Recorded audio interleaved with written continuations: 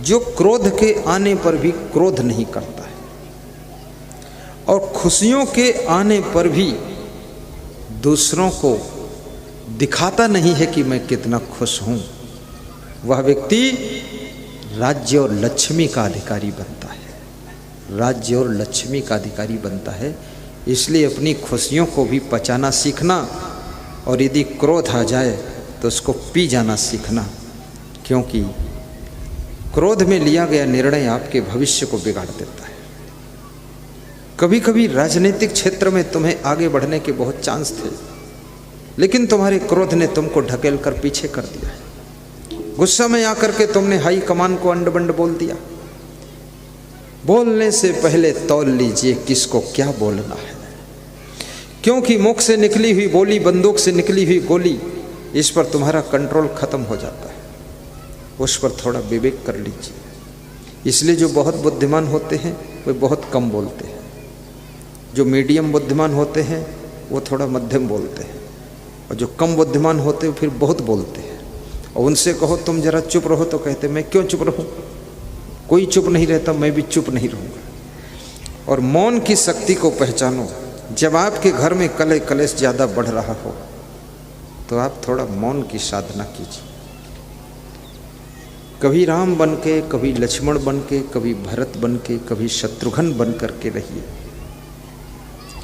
4 in 1 आपकी life में होना चाहिए। कभी आवश्यकता हो तो राम जैसा रूप बनाइए, और जरूरत पड़ने पर लक्ष्मण जैसे सेवक बन करके अपने भाई को मदद कीजिए, साहसपूर्वक संघर्ष कीजिए।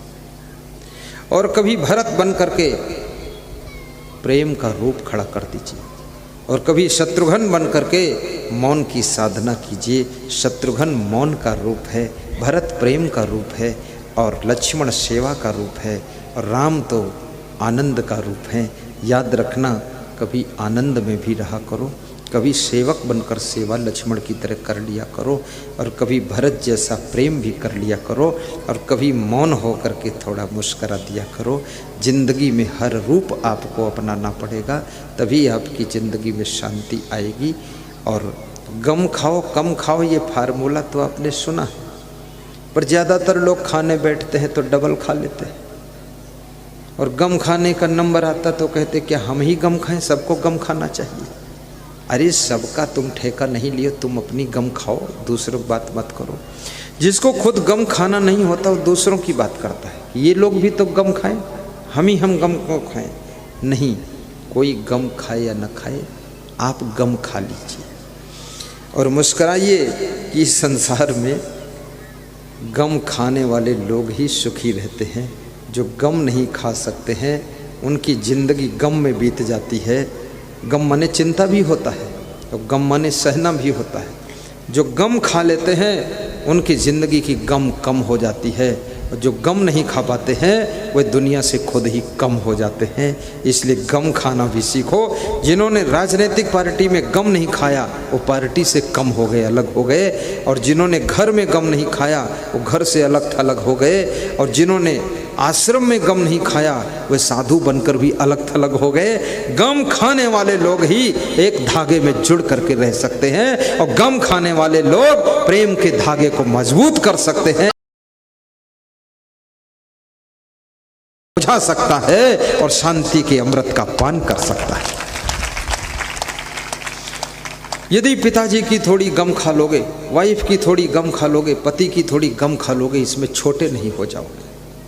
एक कमिश्नर के यहाँ मेरी पधरौनी थी, जलपान था, नाश्ता, तो उसकी पत्नी को टाइम नहीं मिलता था कमिश्नर को समझाने का, तो मेरे सामने ही उनको समझा रही थी। तो कमिश्नर मुस्करा रहे थे। कमिश्नर बहुत बड़ा वक्ता था, तो हमने कहा कुछ आप नहीं बोल रहे हो, ये बोलने का स्थान नहीं, ये सुनने का स्थान है। यहाँ हमारी पत्नी का नंबर रहता है, ये प्रवचन देती है, मैं सुनता रहता तो मैंने कहा इससे फ़ायदा क्या? बोले फ़ायदा ये पूरे घर का लोड इसी के ऊपर है, हम तो निश्चिंत रहते हैं, और ज़्यादा हम बोलेंगे तो ये लोड छोड़ देगी तो पूरा लोड मेरे ऊपर आएगा, इसलिए बोलने से कोई फ़ायदा नहीं है। इसको धन्यवाद दे देता हूँ। बहुत बड़ी बात है। जो लोग पूरा लोड लिए हुए हैं उनकी बातें थोड़ा बैठ करके प्रेम से सुन लिया करो, और उनकी थोड़ी प्रशंसा भी कभी कभी कर दिया करो। मैं नेपाल में गया आज के 30 से 31 वर्ष पहले पहली बार, तो वहाँ मैंने ज़्यादातर देखा वहाँ महिलाएं ही पूरा घर का लोड लेती हैं, दुकान का लोड लेती हैं, और पुरुष लोग महिलाओं का स्थान लेते हैं। वो घर में बैठे रहते हैं, सब्जी उब्जी काटते रहते हैं। तो हमारे एक भक्त थे, नाम नहीं लूँगा, नहीं तो वो सुन रहे होंगे यूट्यूब में लाइव टेलीकास्ट, तो गड़बड़ हो जाता है, फिर बोलते हमें तुमने बदनाम कर दिया। तो मैंने उनसे पूछा कि तुम कुछ बोलते नहीं हो? बोले ना बोलने में बहुत सुख मिला है। हमने कहा क्या मिला? बोले दुकान भी वाइफ चलाती है, मकान भी वाइफ चलाती है, और हमको भी वाइफ चलाती है, और सबको वाइफ चलाती है। तो हमने कहा वाइफ को कौन चलाता है? बोले वो खुद को चलाती है। बोले हम बहुत सुखी हैं, ज़्यादा हम बोलेंगे तो ये सब लोड हमारे ऊपर ही आ जाएगा। और हम उसको रोज़ शाम को धन्यवाद देते हैं कि तुम बहुत बुद्धिमान हो और महान हो, तुम जैसी पत्नी मिल गई तो समझो हमको तो सब सुख मिल गया।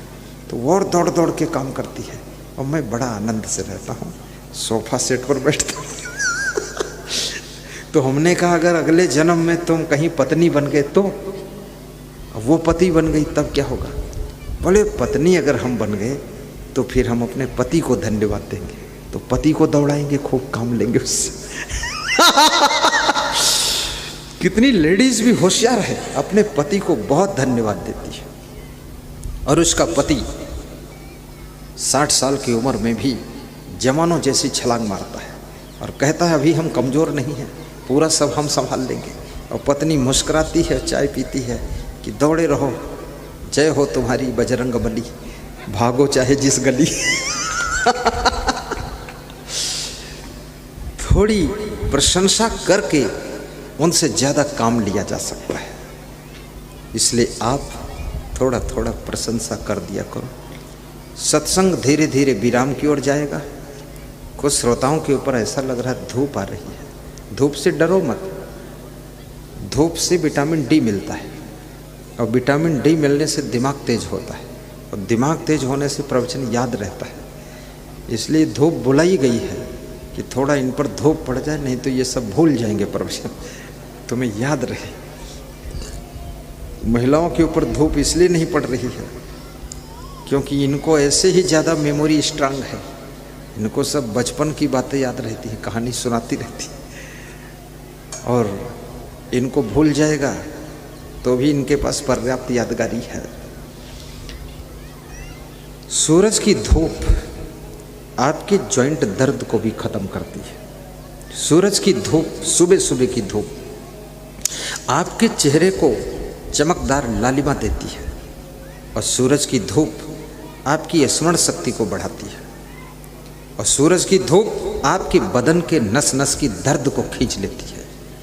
इसलिए हर शरीर में थोड़ा सुबह सुबह की धूप लगनी चाहिए, और 3 बजे के बाद की भी धूप लग जाए क्या पूछना, फिर पूरा शरीर गर्म हो जाएगा। फिजियोथेरेपी कराने की ज़रूरत ही नहीं, ये फ्री की फिजियोथेरेपी सेकाई हो रही है, और इसको करा लीजिए। आप पंडाल में चल रहा है, कुछ पैसा देना हो तो दान डिब्बे में दान डाल दीजिए।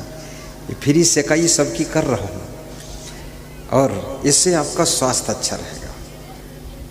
और जिनको घुटना दर्द है, कमर में दर्द बहुत है, उनके लिए राइट किंग ऑयल और एनार्ट पाउडर श्री च्यवन आयुर्वेद कंपनी का आता है, उसको प्राप्त करके आप प्रयोग करें, ढूंढना कहीं मिल सकता है।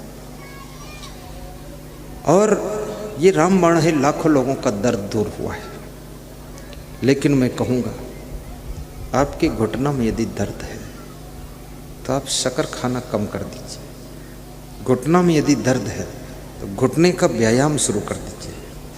घुटना में यदि दर्द है तो आप थोड़ा सा हंसना शुरू कर दीजिए, क्योंकि हंसने से आपके शरीर में एंडोर्फिन्स केमिकल बनता है। वो केमिकल शरीर में रोगों से लड़ने की सामर्थ्य पैदा करता है, फिर दवाई की ज़रूरत कम पड़ेगी, वही केमिकल आपके शरीर के रोगों को भगाएगा। और वो हंसने से पैदा होता है इसलिए हंसना चाहिए और ठहाका लगाना चाहिए, लेकिन ठहाका लोग लगाते नहीं हैं। लोग खुद ही ठिकाने लगे हुए, ठहाका क्या लगाए। भगवान कृष्ण हंसते थे, इसलिए कृष्ण भगवान ने कंस के द्वारा भेजे हुए तमाम राक्षसों को मार गिराया था हंसते हंसते। आपकी जिंदगी में भी समस्याओं के राक्षस आते हैं, दुखों के राक्षस आते हैं।